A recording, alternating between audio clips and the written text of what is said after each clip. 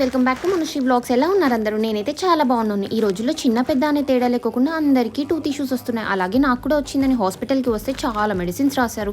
ఎలాగో బయటికి వచ్చాం కదా అని గ్రాసరీస్ తీసుకోవడానికి వెళ్తే అక్కడ నాకు ఈ కీ చైన్స్ భలే అనిపించి నాకు ఎక్కడ బొమ్మలు కనిపిస్తే అక్కడ ఆగిపోతా. సాయి నన్ను వెతుక్కుంటూ వెనకొచ్చేస్తూ ఉంటాడు. ఇక్కడ వెజిటేబుల్స్ అస్సలు ఫ్రెష్గా లేవు. నాకు తెలియని చాలా కిచెన్ ఐటమ్స్ ఉన్నాయి. కొన్న 4 సామాన్లకు ఎంత పెద్ద ట్రాలీయో చూడండి. బయటికి వెళ్ళక ఎగ్జిబిషన్ కనిపించింది. వెళ్దామంటే నువ్వైనా చిన్న పిల్లవా అని అడిగాడు.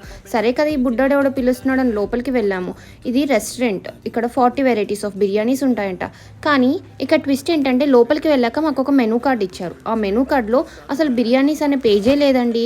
అటు తిప్పి ఇటు తిప్పి ఇక్కడ సాయి ముడిసిపోతున్నాడు. వాళ్ళ కంపెనీ లోగో ఉందని వెయిటర్ని పిలిస్తే వాడు ఇంకో మెనూ కార్డ్ చేంజ్ చేశారు. ఆ మెనూ కార్డ్లో కూడా సాయికి ఎన్ని డౌట్స్ వస్తున్నాయి. మీరు ఎప్పుడైనా ఈ రెస్టారెంట్లో ట్రై చేశారా? ఇది పాల్వంచాలో ఉండింది. లాస్ట్కి నేను ఒక సూప్ ఇంకా బిర్యానీ ఆర్డర్ చేసుకున్నాను. బిర్యానీ అయితే నాకు ఏదో స్వీట్ తింటున్న ఫీలింగ్ వచ్చింది.